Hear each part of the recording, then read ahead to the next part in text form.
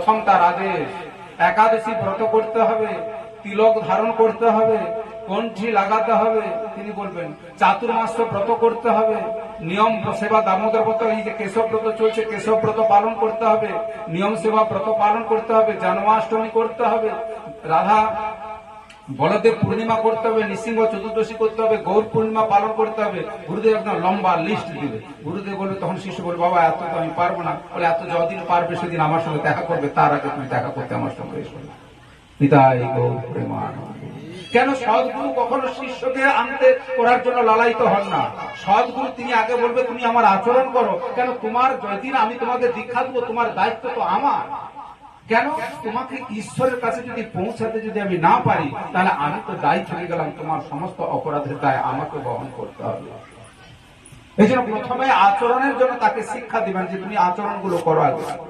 এটা তুমি 1 বছর ঠিক মতো পালন করো, তারপরে তুমি 1 বছর পরে দেখা করবে তোমাকে উপযুক্ত হয়েছে কিনা মনে করে, তখন তোমাকে দেখবো কি করা যায়, কি দেওয়া যায় না দেওয়া যায়। এই জন্য বলছেন গুরুদেব একমাত্র তিনি কি করবেন, তিনি প্রথমে তিনি তার মার্গ দর্শন করাবেন শিষ্যকে। অর্থাৎ তিনি কোন মার্গ না, যেটা হচ্ছে মহাজন গণের মার্গ। তিনি মহাজন যেন পন্থা গুরুতত্ত্ব মহাজন মার্গ। সেখানে মহাজন কারা? স্বয়ম্ভব, নারদ, শম্ভ, কুমার ও কপিল মনু, প্রহ্লাদ, জনক, ভীষ্ম, বলি বইয়া, সখী বয়ম। অর্থাৎ এই সমস্ত যারা তাদেরকে পথকে অনুসরণ করে যিনি এসছেন তিনি হচ্ছেন একমাত্র সদ্গুরু। এই জন্য সদ্গুরু তাকে নিয়মের মধ্যে বাঁধবে।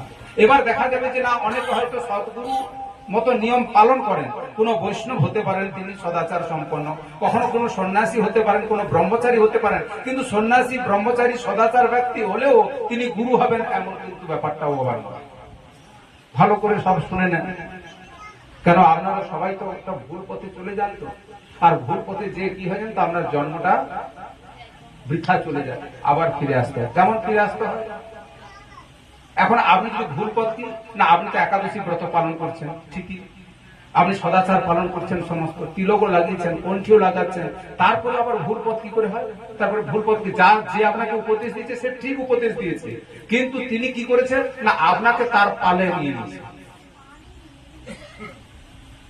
পালে বুঝেন তো?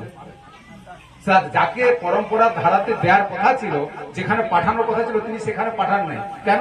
বলছে এই লোকটা বড় লোক আছে, ওখানে না পাঠিয়ে নিজে যদি একটু করি তাহলে আমার সংসারটা চলে যায় ভালো, পকেট খরচাটা চলে যায় ভালো, মা আসলে 2-5 হাজার টাকা দিবে, লোকটা বড় লোক আছে একটু, হ্যাঁ নিজের পালে তিনি নিয়ে নিয়েছেন। তার গুরুদেবকে দেওয়ার কথা ছিল, এটা গুরুকে, এটা হচ্ছে গুরু নিজে গুরুগিরি হয়ে যাওয়া, লোককে ঠকানো।